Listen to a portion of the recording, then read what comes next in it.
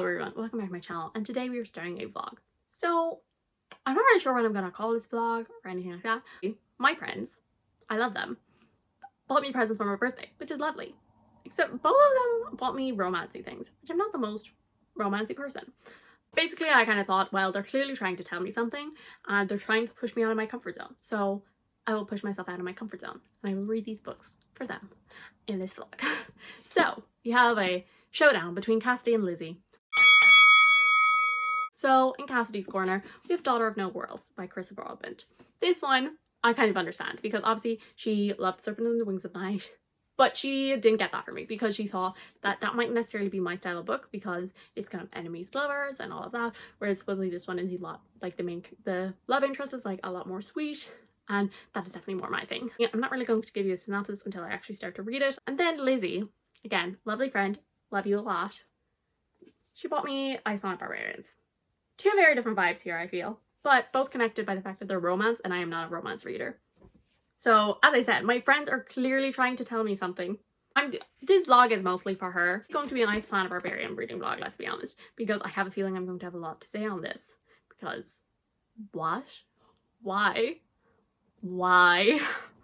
Actually, I know the why, because she literally put it in her gift note, which is, this is purely because I want you to read this at some point for my enjoyment in a vlog.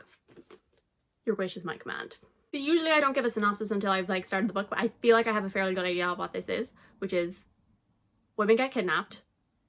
They're with some like aliens, bad aliens though. Then they get trapped on an ice planet, and there's good aliens who will help them along. And then he's like, "You're my mate," which already no. Why am I doing this? I feel like I'm gonna have a good time, whether I like it or not.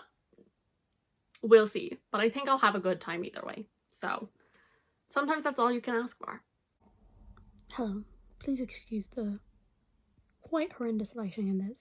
Basically, there's thunder and lightning outside, and I don't like lightning, so I have my curtains closed, and so I'm basically using my iPad as a light, because I also don't want to turn the lights on, because I'm paranoid, okay? About a third of the way into Daughter of No Worlds by Chris Broadbent, and I'm enjoying it. I'm not the biggest fan of the audiobook. I don't know, I'm kind of nervous to continue because I feel like, surprisingly for me with fantasy romance, I don't actually really care about plot. For me as a fantasy reader who has a lot of friends who are fantasy readers who also happen to like fantasy romance, they want like a good balance of the both. And I actually, oddly enough, despite the fact I'm a fantasy reader, I very rarely read romance, and I very rarely read fantasy romance. And yet when I pick up a fantasy romance, I kind of want it to lean towards heavily romance. And so far, I mean, at the point that I'm at, it is quite a slow burn.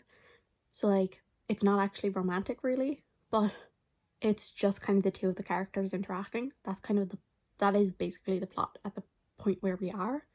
But I'm pretty sure that we're going to actually start getting like plot, as in like the series plot, soon.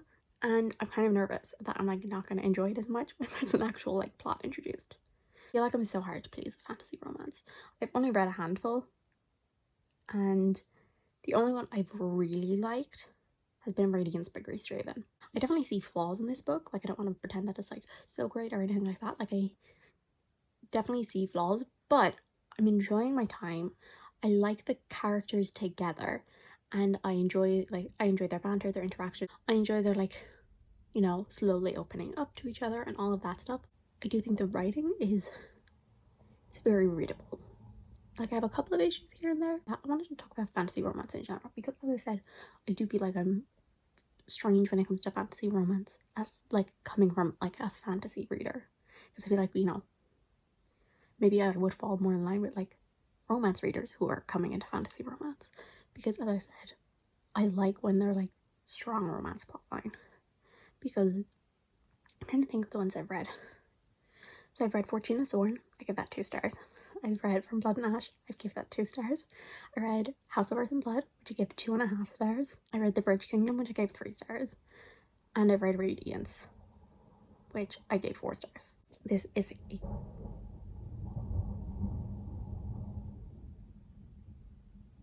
This is a birthday gift from Cassidy, and she has read Serpent and the Wings of Night, and she was obsessed with that, just like everyone else on the internet was obsessed with that.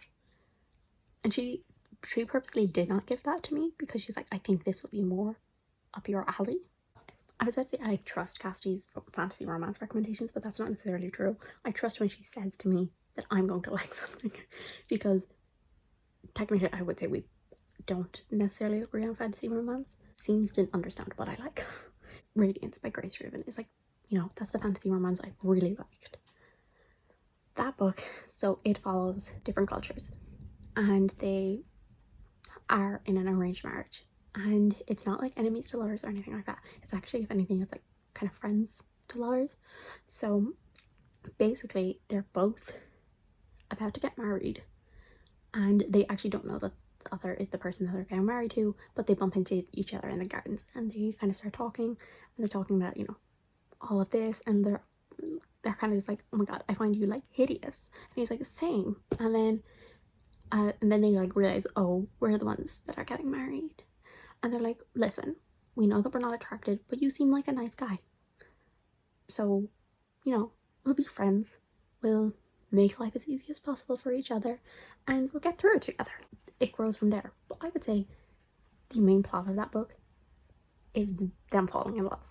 There is like a small bit of a plot where there's like political stuff happening, but the main plot is them falling in love. And like, I ate it up. It was so sweet and so cute. And like, the thing is, I have not continued that series because I'm pretty sure like the sequel will have more plot in it, and I don't want that. And I feel like that's probably going to be the same with this book, because I feel like a lot of this book is going to be just them falling for each other, and then maybe like the last third will be like plot that like that is gonna like, you know, kind of kick off like the series. Let's actually talk about the book now. So this story was Tisana, and she basically got stolen away from her home and is sold as a slave, and she works to buy her own freedom. And then while she is trying to buy her freedom, she accidentally kills, and then she runs to the orders, who that has been her plan all along. She has been saving up to run and then try and go there so she can kind of learn about her powers and hopefully, like, you know, save her people, do some good in the world, all of that. And she gets there, and she is too old to be an apprentice usually, but they make an exception, but they don't have any teachers for her. So they send her off to this guy called Max. He does not want an apprentice. He hates the orders, and he at first is like absolutely refusing to, but eventually he is convinced to actually teach her. Not the biggest fan of Tisana. I like her. I don't love her. I don't think she's been very well developed. Like, she feels very generic. And I already have a feeling that she's gonna like become like super overpowered, which I'm not the biggest fan of, just from like what we've gotten in this book. But I don't hate her or anything. I like her.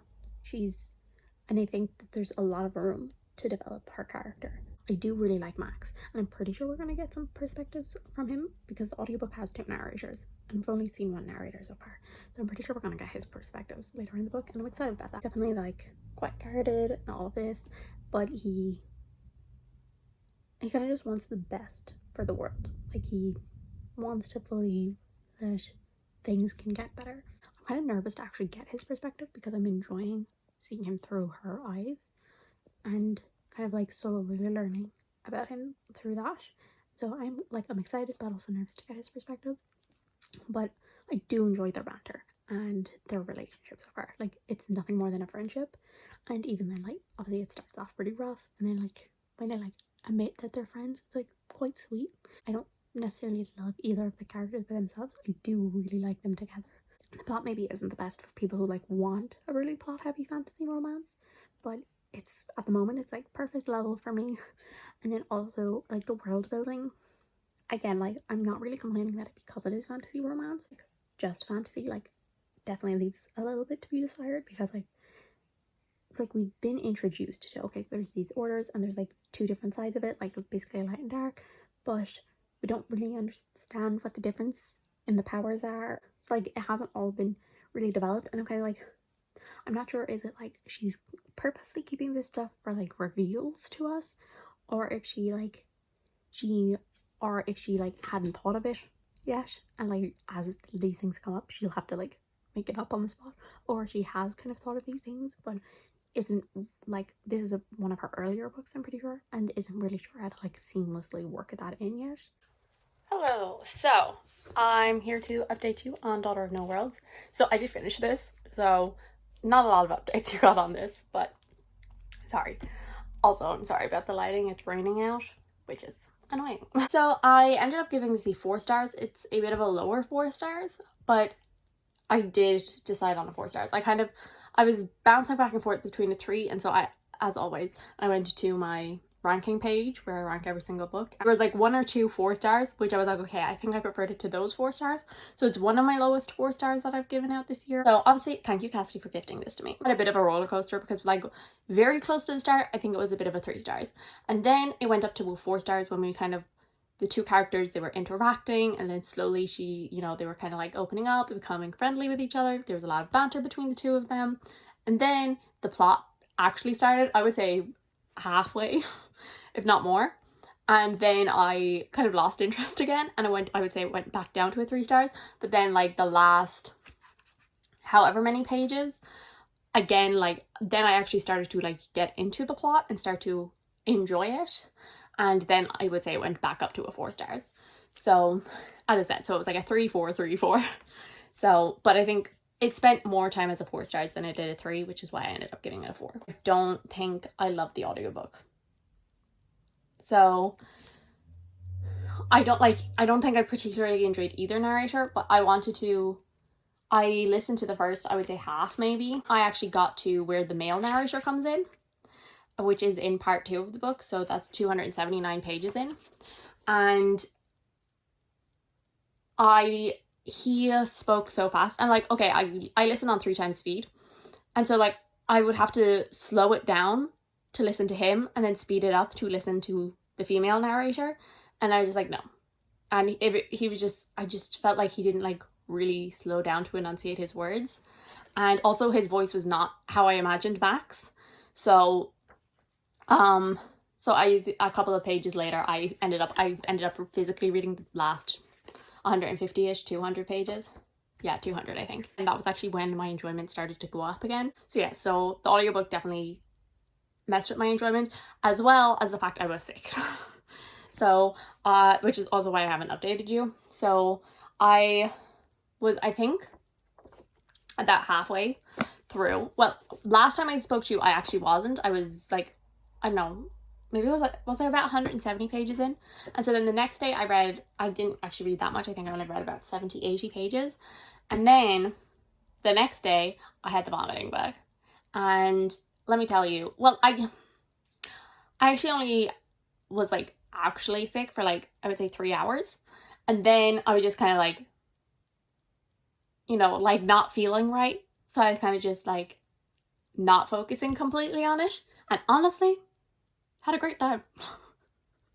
So like, because I was so like not focused on like what was happening, I ended up like, I wasn't finding or focusing on like the faults, because like in the first clip, I think I mentioned that like I have a couple of issues with like the world building and the plot, but because it's fantasy romance, I'm not as strict on those things. And then also because I was sick and I was like not 100% paying attention, I also did not really care about those things.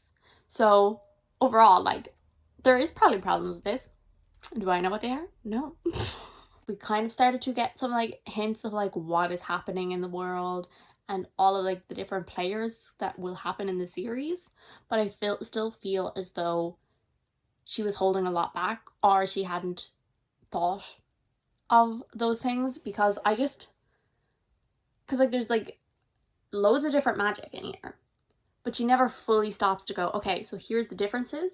And also she like briefly mentions like other creatures, but again, she doesn't like fully develop them. As I said, I think I am able to like look past that because it's a fantasy romance. If I was going into this because of like fantasy, I think it would annoy me a lot more than it did in this. I don't care if like it's a bit lacking.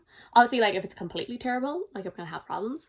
But I think there was like some good foundation there, just it wasn't fully developed. But hopefully we'll see that in the second and third book, because, you know, as I said, the last portion of this book like was really like the plot of like this series, I think, starting. And I think obviously we're going to get more of that in the second and third book.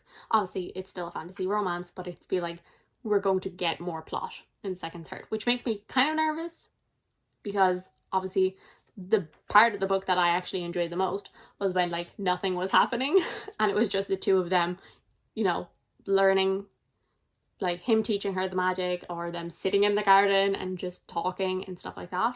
Like those were my favorite parts of the book. But also, like as I said, the last maybe 100-ish pages, I did actually really find myself starting to get interested in what the plot was. So I think a lot of the problems that I do have in this could be resolved in the second and third book. Yes, so one book down. Thank you, Cassidy, for this book. And that leaves one more. So next up is Ice Planet Barbarians by Ruby Dixon.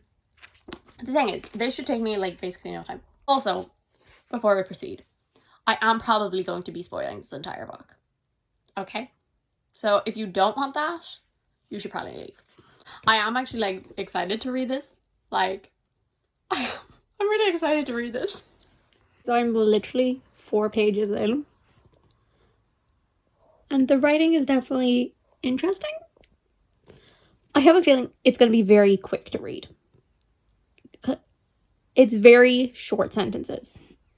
Like, it is very much like, not someone, something. Drugged, I realize. Someone's drugged me. And so it's like really short sentences. So like it is quick to read, but also it's like, you know, there's like no description. There's no long explanations. And also on one page there was 4 different examples of ellipses. 4! I think it could be humorous. Like her point of view seems to be. Also, I'm very afraid that it's going to turn into kind of like, it seems mean to say it, but like millennial humor. So I'm a little worried about that. When I think of millennial humor, I think of Hench. Like, I was just like, this is trying to be funny, but it's not funny to me. So, and I feel like that might be what this character is trying to be. So, we'll see. This book, I'm already having a great time. This book is so unserious. What's going on? Well, Liz says, you were abducted by aliens. But I guess that one is obvious, right? I'm sorry. You were also like, why are you so calm about this? And then literally the next time is, I smile Riley. Or I try to. Okay, so they've landed on the ice planet. And they're preparing a scouting trip. So I'm on page 27. And then, you should go, Georgie, Liz chimes in. Me, I sputter. You're kind of our leader. When did that happen? Like, no, she's not. Like, if anything, it would be Liz or Kira. Because, I mean, Kira's one who's been there, like, the longest. She's the only one that has, like, a translator. And Liz is the one who has, like, kept track of everyone and is the one who, like, explains to all of the new people arriving what has happened to them. Georgie's only been here, like, 2 days. I've just come to the realization that we get the aliens' point of view. I just presumed we got Georgie, who's the girl. I just presumed we got hers. But no, I just turned the page to start the next chapter, and there it is. It's his point of view. Oh no. Lizzie, what the hell do you have for me reading? What am I reading? What am I reading? No, I don't want it. Okay, so as I said, so we're in his point of view now, which is weird. And he's talking about how like she's not covered in hair, except on her hair and, you know, down under. And how she's so weak, and then he feels the need to mate with her. And the last sentence is, I bury my face between her legs so I can taste all of her. But like, she's asleep or unconscious. Yeah, she's unconscious. Dude, no. Ew. Instead of being concerned with the fact, you know, he is doing this while she's unconscious, this guy is eating my pussy like a champ. I mean, that's one way to react to it, I guess. Then the next sentence, he lifts his head and he nuzzles at my bush. Oh god. Okay, I hate being in his point of view so much. And like, he literally, he says very well, little one. Like, that makes me want to peel my skin off. Not little one, anything but little one. Any other nickname? Little one? That's what you call a child. I feel like we've learned a lot about Georgie in this one page, because fangs, of course he's got fangs. Then we move on from that. Then he pulls off a fur cape, and boy am I glad to see that it's clothing and not a part of him. I can handle the horns, I think. Okay, so fangs, horns, they're okay. Fur, that's a no. And he's also 7 feet tall. So, yeah, very interesting. I'm trying to figure out what the point of this is. Like, yeah, because like, it's not like straight up smut. So there's not a plot, as in like a sci-fi plot, and there's also not really much of a romance plot. So I'm just kind of confused by what the point of this book is, because like, obviously if it was like just, you know, straight up spice, then it would already be like pretty spicy, but it hasn't really been. I'm 80 pages in, so I'm like a third of the way, I would say. And then, so like, it's not that. And then if it was a romance, I mean, I guess maybe the romance is like the whole conflict is that they can't talk. Maybe. And like, you know, the whole like, you know, aliens have kidnapped them from home, and now they're stranded on an island, and the aliens are supposed to come back. That also, you know, she's completely forgotten about that over the past 40-ish pages, let's just say. She's distracted. So like, that's not happening either. So like, but like, yeah, as I said, like the like romance is, you know, them falling for each other, conflict, all of this. But like, we kind of already have a bit of a conflict because they can't talk to each other. So yes, so I'm overthinking this. I shouldn't be taking this so seriously. I really don't like being in like Bechtel's point of view, because he just, oh, just the way he thinks of Georgie, as I said earlier, with like the little one and helpless, and just the way he talks about her is very like she's a child, and it gives me the ick. I mean, I also don't like the whole mate thing. Like, mate, I want her, mate, mate, mate. Like, ick. But like, just the way, my precious, I despair at how helpless she is. All of these things, it's just,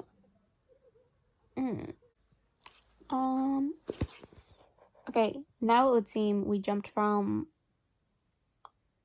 like nothing / weird attraction to like literally in love very quickly.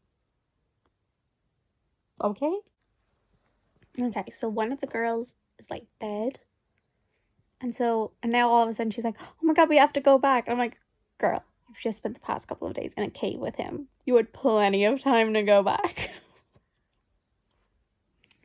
But okay. I gotta say, because like, I'm about halfway through. I'm a little over halfway, I think. And I think this, like, the original book was like way shorter. And like, I know it was edited, you know, like just like while it was being published into a book, you know, to make things better and all of that. But it's also like way longer. And I think this would be better if it was just shorter, because like, I'm getting to the point, I'm like, I'm kind of bored. And I did not expect that with this book. Like, I thought that I would be entertained thoroughly throughout, and I'm kind of a little bored now. But I think like this spaceship that like abandoned them is on its way back, so hopefully things are gonna pick up again. Yeah, I can excuse a lot of the weird things about this book, but that is the laziest way to solve their communication issues. Like, so they come across this like old spaceship, which is like a computer, and it like basically just implants all the information she needs about how to speak their language. Are you kidding me? Are you kidding me? That is so stupid. That is so stupid. I'm mad about it. What? Like, it's not supposed to be that serious, but I think that's so dumb. I think that is such a lazy way to do it. I'm sorry, this girl. So we're learning that like basically to survive on this planet, she would need to like get this like symbiont, which okay, whatever, and then she would be able to live perfectly fine on this.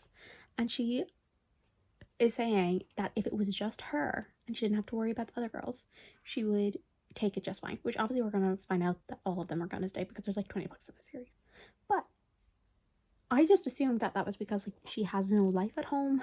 Like the reason all of those girls were taken was because like they had like no family or friends near, really. And so I kind of just like assumed that maybe like either her family is like dead or she doesn't get along with them.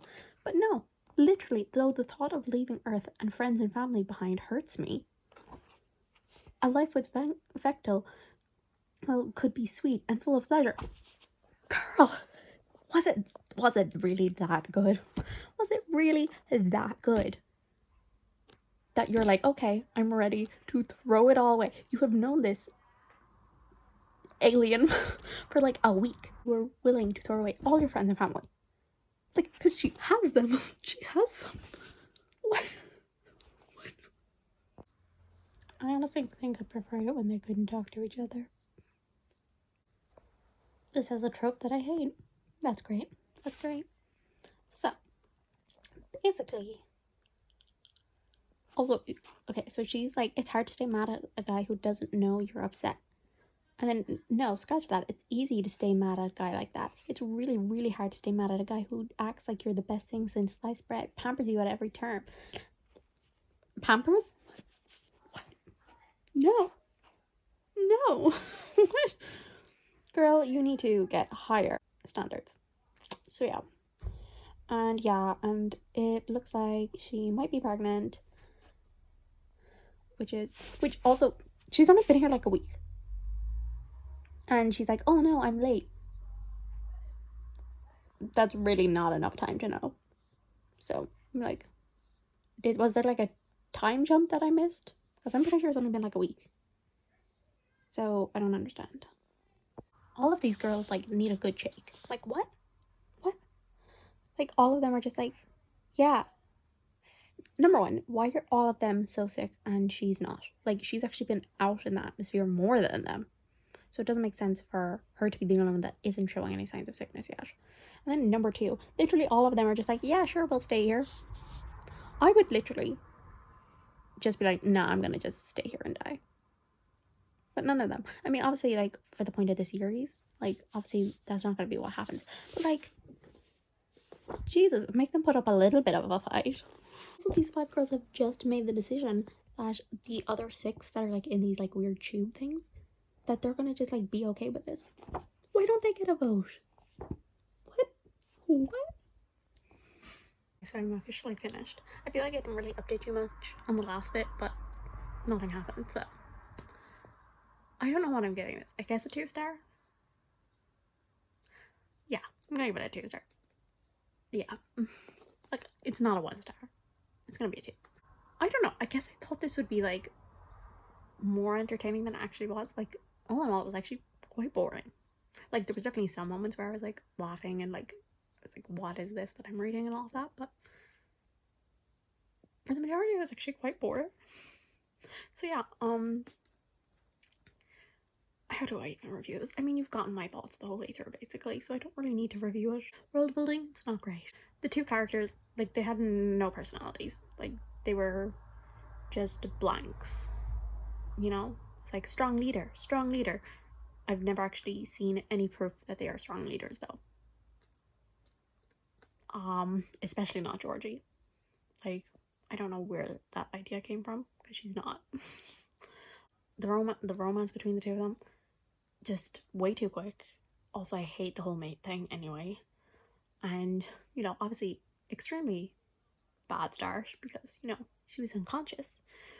And then again, I hit the mate thing gives me the ick. The way he treats her like she's fragile, frail, like a child, also gives me the ick. And I just also just the way that like she kept talking about like how he treated her so well and like she was the best thing ever. I'm like, where is he treating you well? Like he's not treating her poorly. Like I mean, as I said, terrible start to their relationship, but like it's not as though he like mistreats her or anything. Like he's a bit possessive, which again is just like a big turn off for me. I hate, and I know that's a thing that lots of people like a lot of people like that, like possessive alpha male kind of thing. I absolutely despise it. I cannot stand it. I thought it would be like more ridiculous than it actually was, and so I'm a little sad about that. And then also the plot with the other aliens, like does that come back? Because like they take their trackers out at the end, but like it's an ice planet. Surely the aliens would have some idea of where they were to come back for them. So I'm like, does that come back in like future books in the series, or is that just like over? Because if it's just over, like that is so unsatisfying. So yeah. So obviously it was not for me. And if you are like a huge fan of the series, good for you. I understand that a lot of people do like it, and my opinion on this thing, I think it was in my dark romance reading blog, I had this whole rant, but basically I'm okay with books having all of these portrayals as long as they are for adults. I don't think romances, YA romances, should have like toxic male interests and like not be addressed as like, hey, this is a toxic relationship. If it's marketed for adults, if it's for adults, then that's fine, because you know adults are able to process that this is not healthy, but you know, maybe, you know, something about that intrigues them, all of that. But like, you know, almost everyone would absolutely want to kill a man if they acted like that towards them in real life. So like I'm fine with that in like I'm okay with it being in books. I don't want you to think that like I'm bashing you if you like that in books, because I'm not. Like I'm okay with it being in books. It's just it's never going to be something that I like in romances, fantasy romance, sci-fi romance, romance. It's never going to be something that I'm into. I just love sweet romances, okay? And that is so weird for me to say because I am like one of the least romantic people on the planet. Like I don't care about romance. I don't really care. I very rarely read romance books, but obviously, as I said, if I am reading one, I want it to be sweet. And like again, rom-coms, romance movies, all those kind of stuff, I very rarely watch them. But when I do, I always want them to be like sweet and lighthearted and cute. I think that brings me to the end of this. So I read Daughter of No Worlds, which I'm not gonna go get, but it is over there staring at me, and I give that a low 4 stars. I enjoyed it, and thank you, Cassidy, again for gifting it to me. And I'm excited but nervous to continue. And then obviously I read Ice Born Barbarians. I give this a 2 stars. Not as successful, but like I had a feeling going into this that I wasn't going to love it, and I did as Lizzie wanted, which was to film it. And so thank you, Lizzie, for both the book for my birthday and also for the content idea. Thank you guys so much for watching. I do hope you enjoyed. If you did, subscribe, and I will see you all in the next one. Bye.